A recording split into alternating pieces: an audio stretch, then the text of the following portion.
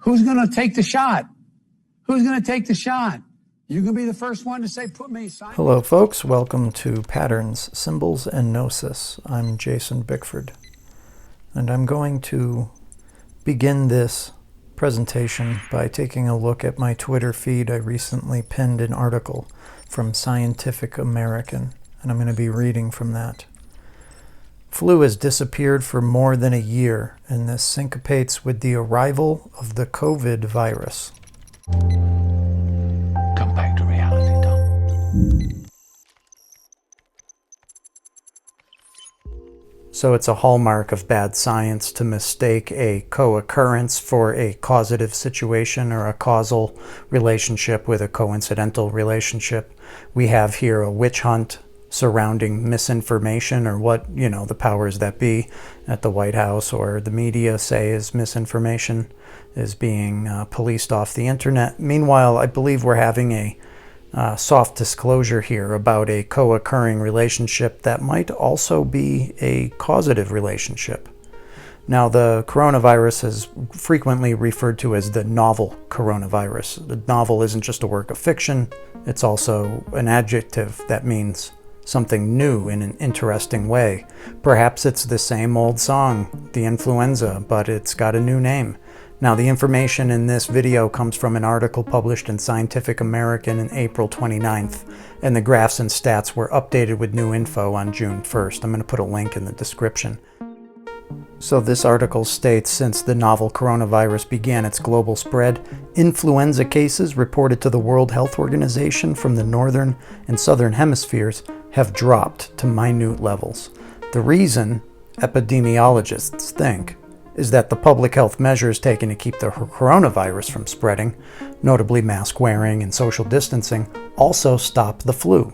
Influenza viruses are transmitted in much the same way as SARS-CoV-2, the virus that causes COVID-19, and are less effective at jumping from person to person.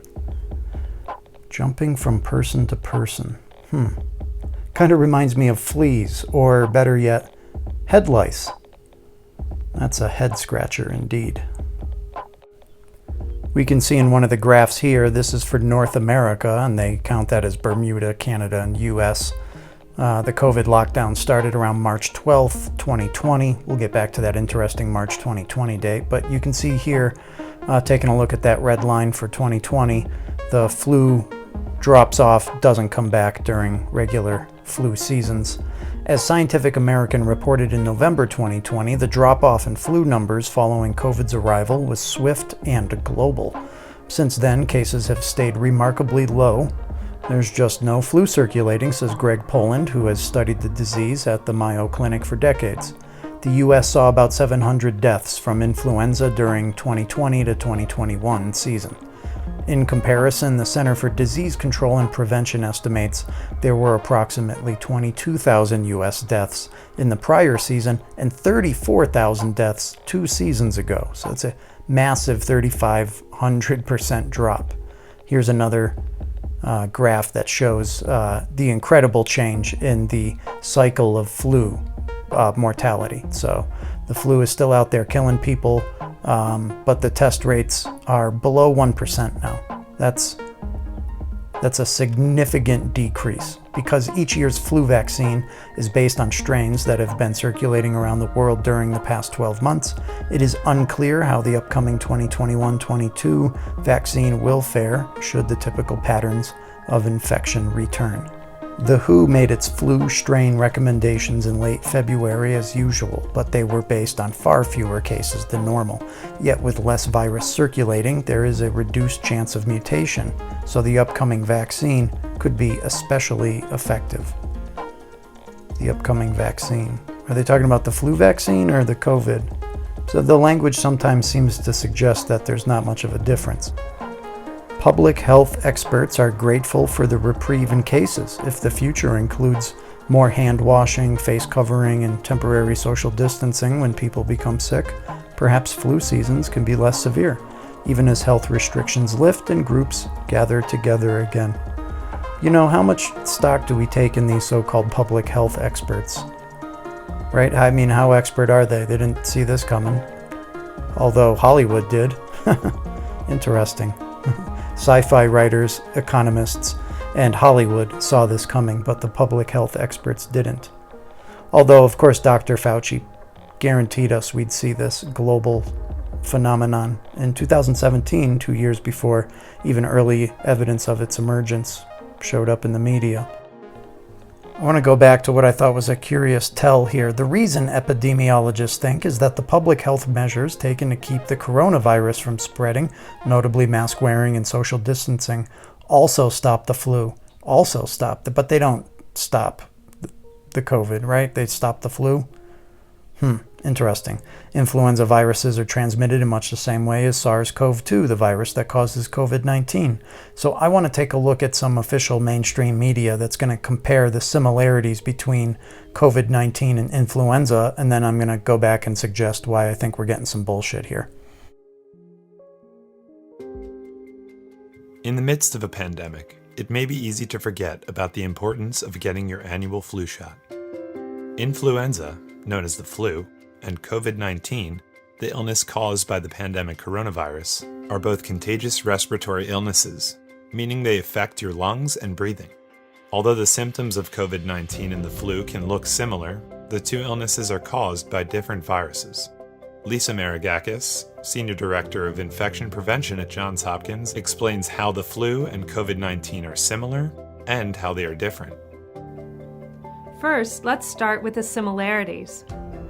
Both diseases can cause fever, cough, body aches, new onset fatigue, and congestion or runny nose, sometimes vomiting and diarrhea.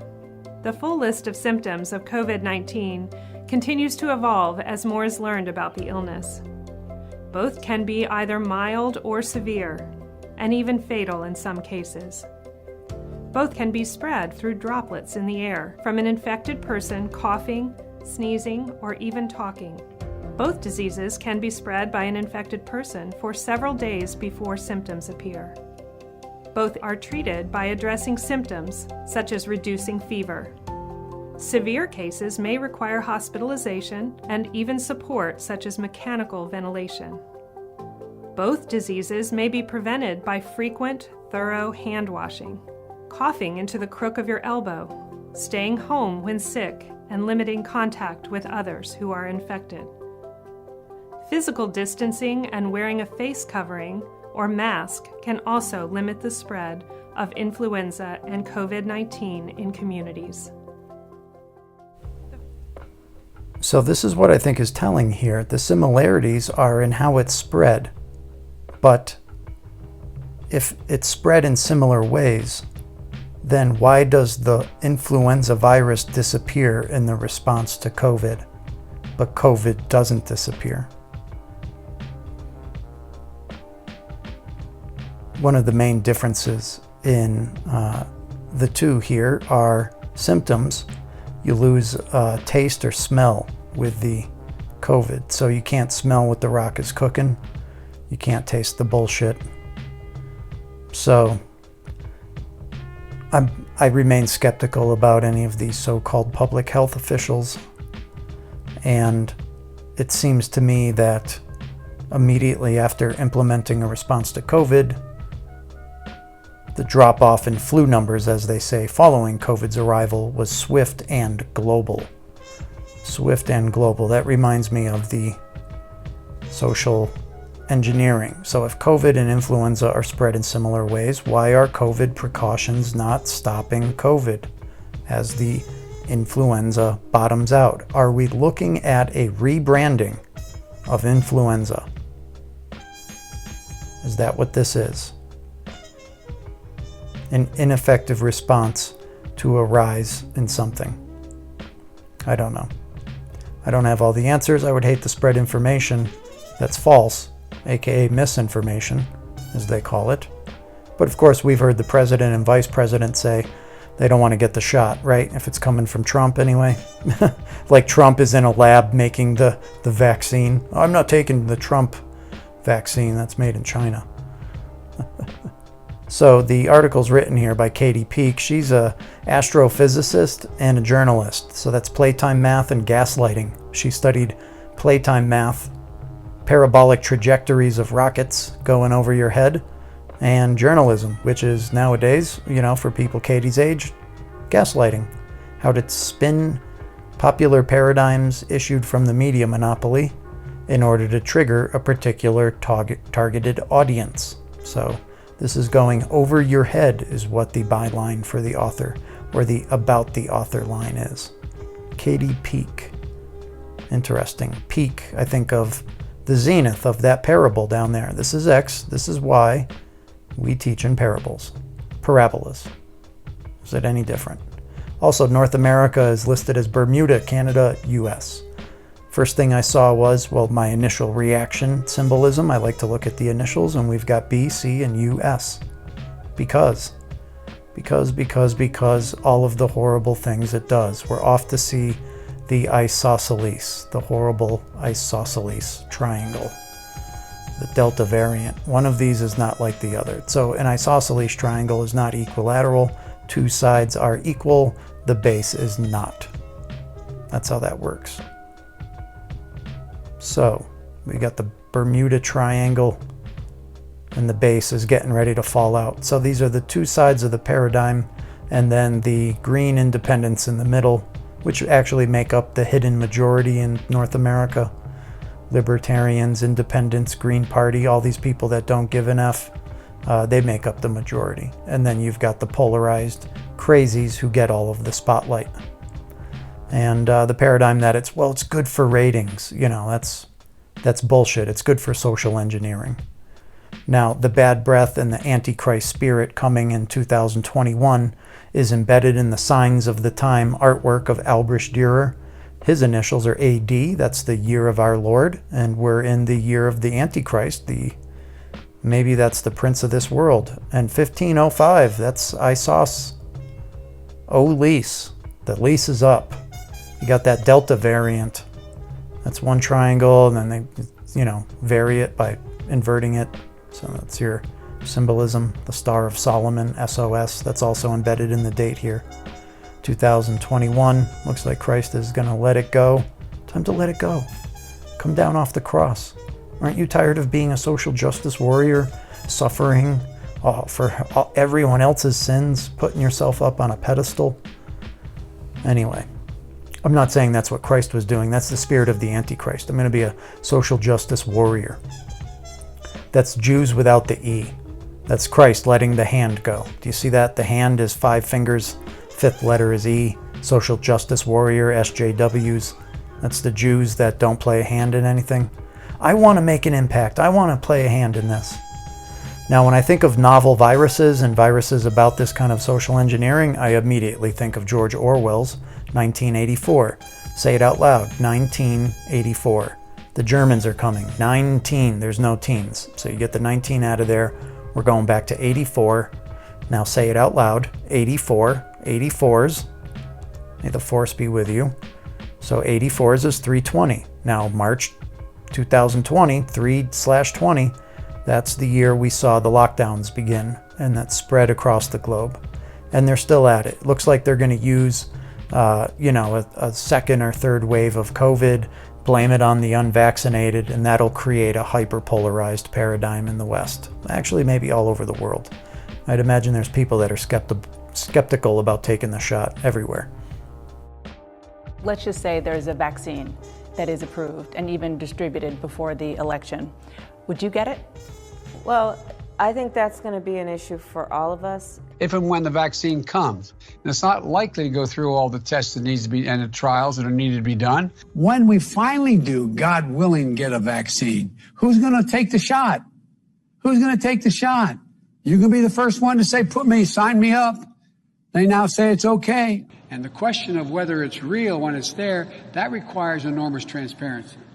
You got to make all of it available to other experts across the nation so they can look and see. So there's consensus, this is a safe vaccine. If the president announced tomorrow we have a vaccine, would you take it? Only if it was completely transparent that other experts in the country could look at it. Only if we knew all of what went into it. If Donald Trump can't give answers and the administration can't give answers to these 3 questions, the American people should not have confidence. But if Donald Trump tells us that we should take it, I'm not taking it. But if Donald Trump tells us that we should take it, I'm not taking it. There's patterns in George Orwell's novel and in David Lynch's adaptation that suggest that there is a couple 9/11 events to happen around the same time that the emergence of a kind of totalitarian mind state arises in the wake of a virus, a COVID virus. In fact, symbolism for COVID abounds in the novel 1984. Let's take a look at the David Lynch film here, and we have a protagonist who is hiding his journal in his little, he's got a little private space here that's, pretty barren, but he's still got the TV on the wall. And I want to take a look at the sign on the television, as well as this idea of someone driven by a completely totalitarian news media system to keep his thoughts and ideas largely to himself, not because of paranoia, but out of self-preservation. So we have a White House in the United States suggesting that people who are sharing ideas that run contrary to the official narrative are to be wiped off the internet and social media. And so we have the left, formerly champions of free speech, being encouraged to promote the evisceration of free speech. Now there's a sign on the video here, INGSOC, and that's an anagram for cosine. And you need to cosine what's on the video. That's COVID. And there's a V on that too, a big V. Not for victory, but for the V chip. So this was something that was alluded to by Strobe Talbot at the beginning of the Bill Clinton administration. He said outright, and he was the Secretary of Treasury, I believe, or Secretary of State for Clinton and Gore. He said, in the future, all nations are going to see one global authority. As it turns out, national sovereignty wasn't such a good idea. And the emergence of a global government for a long time was something of a Protestant Christian paranoia, and then a pop culture conspiracy theory, worries about the New World Order. I remember hearing about the New World Order as a kid from my grandmother. I thought she was a crazy Christian. I turned out to be an atheist in my teens and 20s for a while, until I had a spiritual experience and came to realize, my version of Christianity isn't quite the same one that my grandmother followed, but she was evolving in her beliefs and relationship with the Spirit as her spiritual path progressed, and is still progressing now to this day. And it turns out she was largely correct. And most of the things that I thought were a little crazy, they don't sound so crazy now. So what Clinton and Gore and many other world leaders, Obama, George Bush, even Donald Trump, talking about a new world order, we're in the midst of it. And the symbols and patterns in co-created media that I had talked about, even coming from as far back as Albrecht Dürer in the early 16th century, show that the sign of the times and the year of the Lord and the year of the anti-Lord, the year of the Antichrist spirit, is now 2021. Consider the reality of the Antichrist spirit as contingent upon the reality of Christ. I mentioned in a very recent video regarding Joe Biden's statements about the vaccines that I sampled again earlier in this video, where he says we got to make sure this is a safe vaccine. It's kind of saying that there's such a thing as an unsafe vaccine. Well, the reality of an Antichrist is contingent on the reality of a Christ. So the Antichrist spirit kind of feeds off the Christ spirit and is a perversion of the Christ spirit, which is in opposition to. And so we could see the Antichrist spirit is co-opting people that want to do right. The social justice warriors, although they're very easy to make fun of and they're incredibly annoying at times, many of them are decent people who are ignorant and brainwashed. And sometimes I don't speak as if maybe I have as much compassion for them as I should, but I have to remember that, there was times in my 20s where I was a scientific materialist, a secular humanist, but I wanted to do the right thing. When I signed up to volunteer for Jill Stein's presidential campaign in 2012, I was quite skeptical, and I was quite skeptical of biblical and spiritual paradigms. I still identified myself as an agnostic, and I was kind of easing my way back into a mindset after being kind of brainwashed post 9/11 by the new atheists like Christopher Hitchens and Sam Harris, who were very effective public speakers, very good at debating, and I wanted to take the easier, softer way out. And I thought, well, this is my team. And my mentality was kind of like the mentality of a sports fan, right? You're going to forgive the mistakes of your home team. You want to root for your team, and, fuck the Yankees, I'm a Red Sox fan. So if the Red Sox get caught doing something shady, well, we'll minimize that and then maximize the ineptitudes of anybody else. Also, it was just, fuck the Yankees. I didn't even care about Tampa or the Baltimore Orioles or the Toronto Blue Jays. They weren't even in the conversation. So you have a kind of a narrowing focus of attention. You pick your team, and then there's a boogeyman for that team, and then you go after them. And that has never been so prevalent in American politics as it is with the Trump derangement syndrome on the left.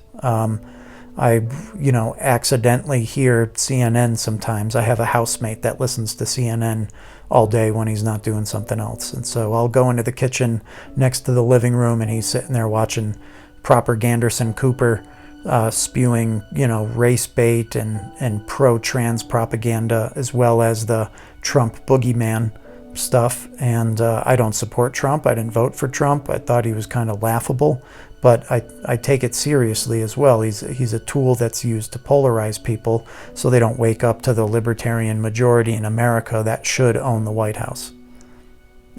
So the Green Party, the Libertarians, they get co-opted, turned into cuckoo stuff. They get divided over things like simple shit like marijuana laws, or some stuff that's a little bit more harder to parse, like, say, abortion and whatnot.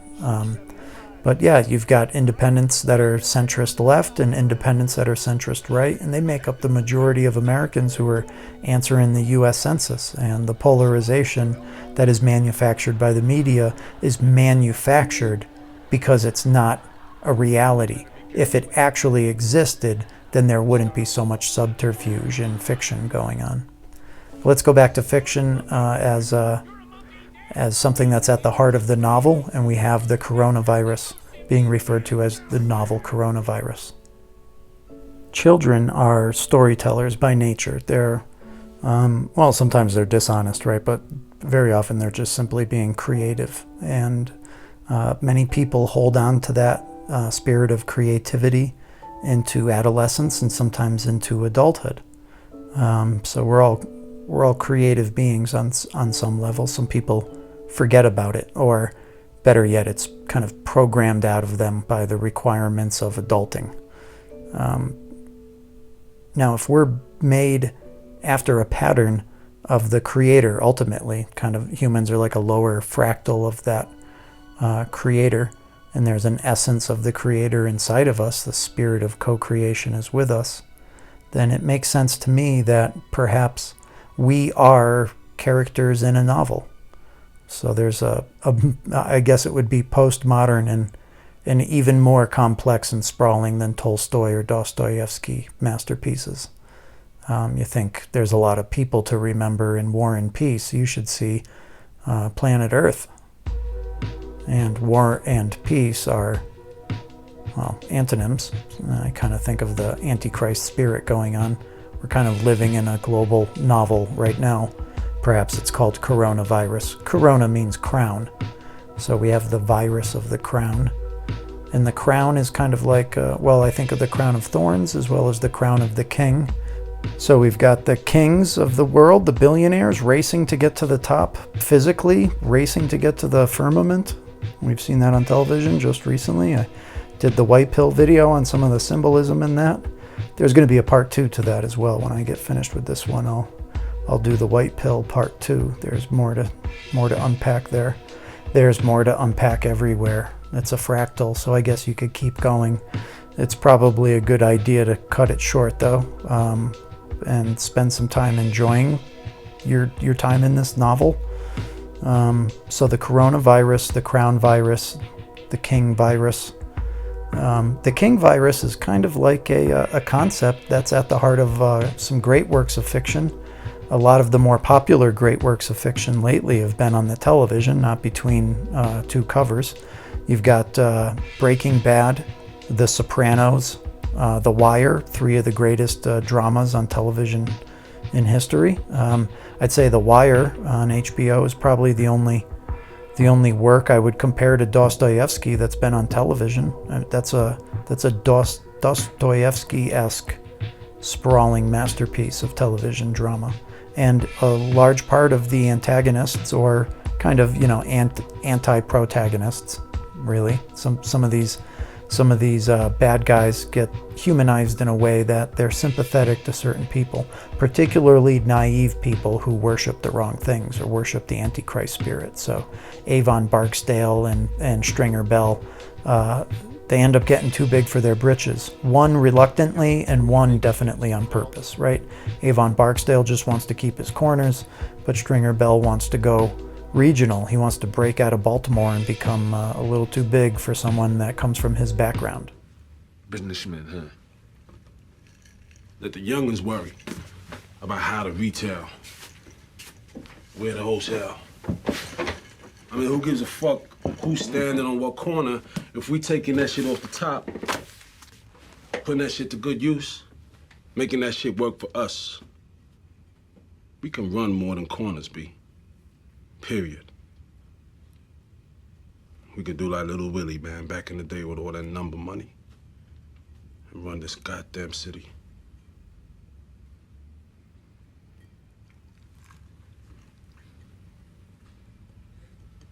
Like businessmen.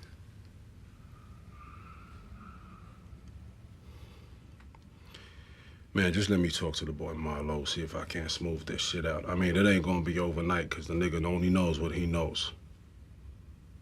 But I think I could talk some sense in his head.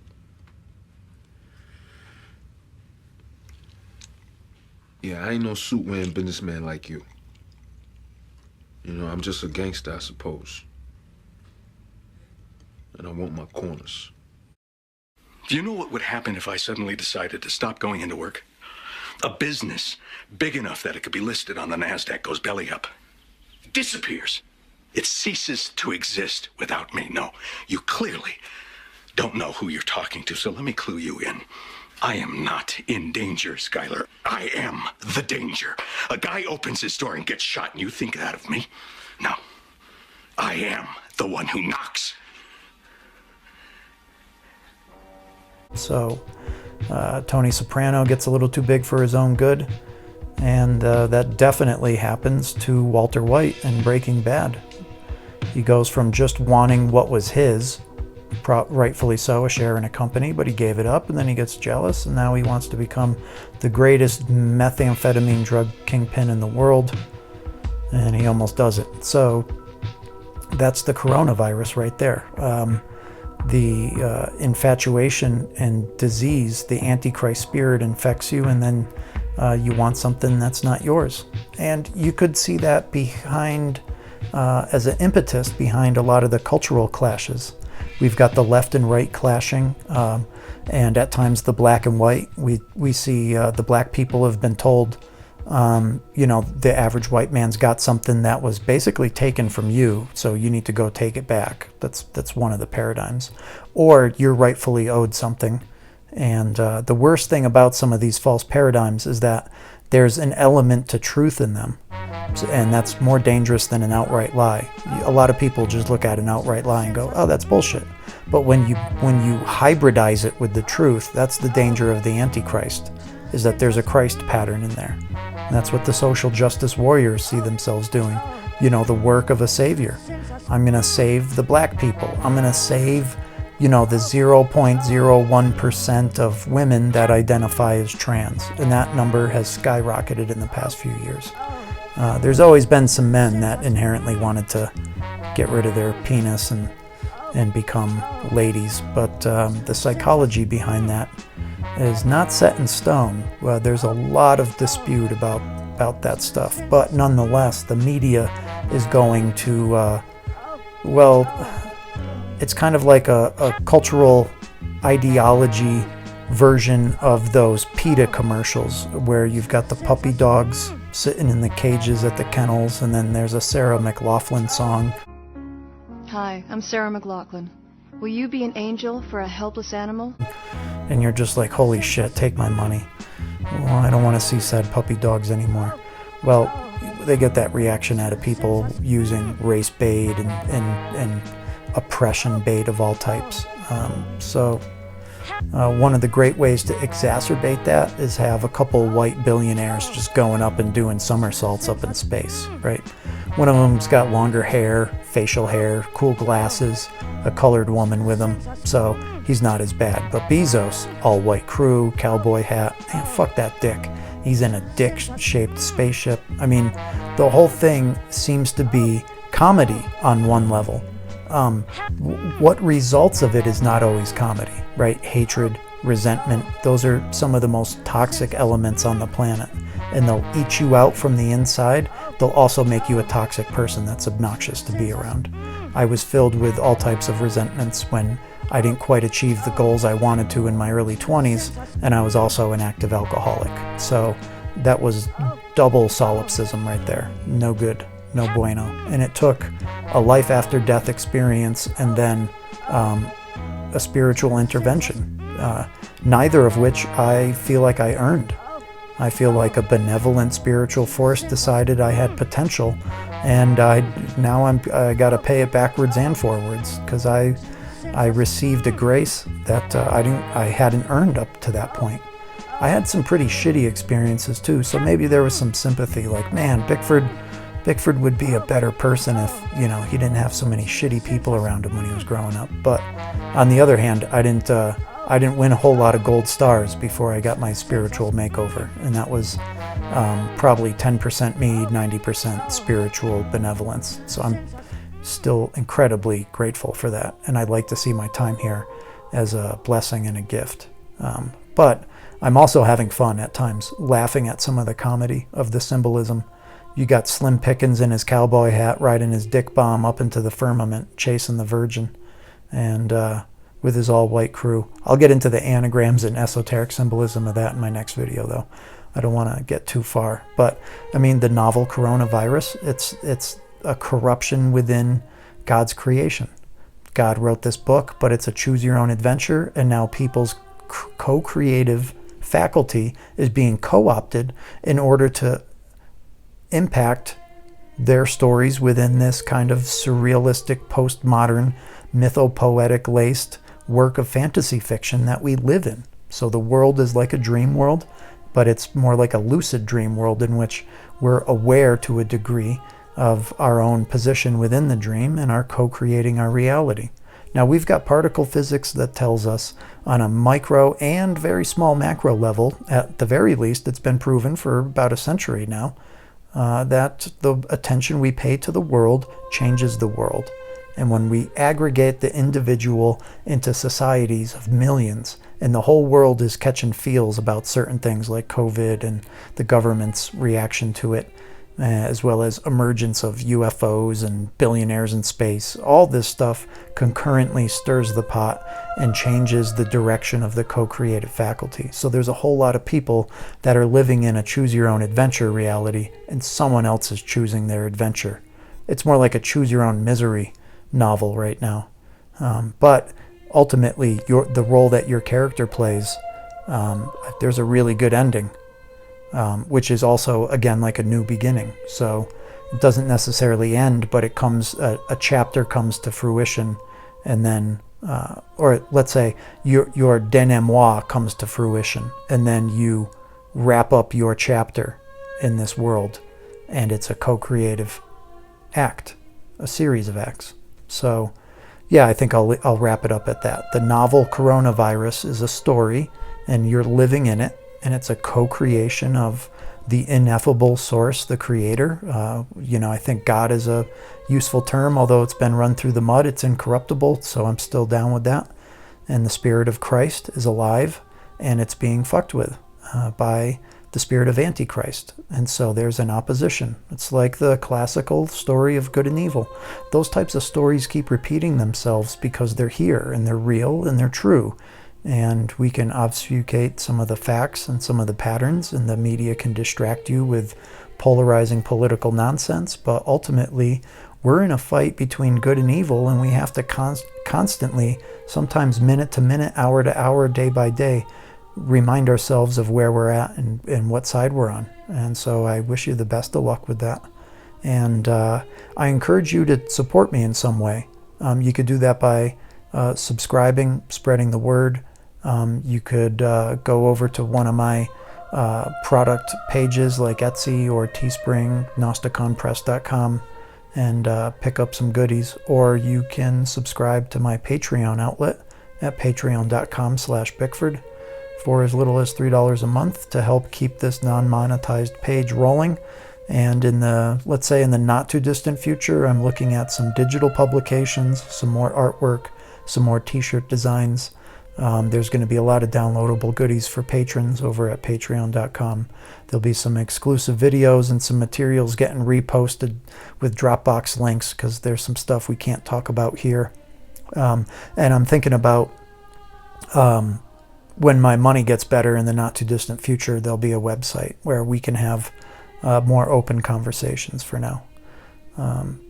So, yep, YouTube will remain free, but, life isn't free. I need to make some money so that I can remain independent, remain an independent thinker, and express myself, and try to make sense of this. We're in a God dream. Kanye was right. This is the life of Pablo, St. Paul. So yeah, we've got a story to co-write with God. That should be fucking exciting, and I hope it's good news. It's kind of overwhelming and a little creepy sometimes when you see the evidences of it, but ultimately this is really good news. Things are going to be okay, but we also need to prepare ourselves logically for chaos.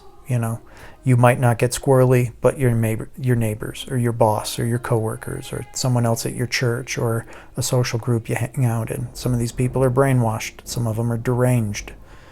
But most of them are decent people who have been brainwashed. So try to remember that and have some compassion.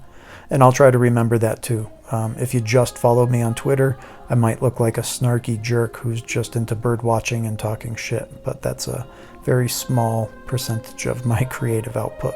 Check out the other ones. There's links in the Linktree description below, as well as a link to that Scientific American article. Thanks for coming out. Good night. God bless.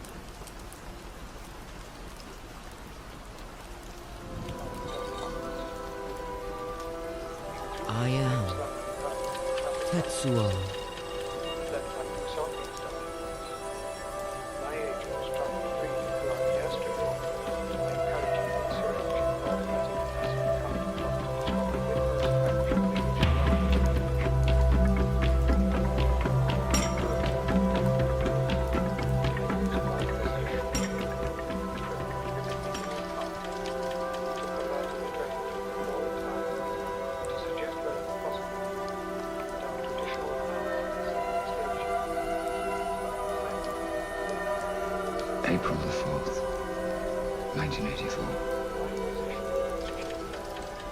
I think.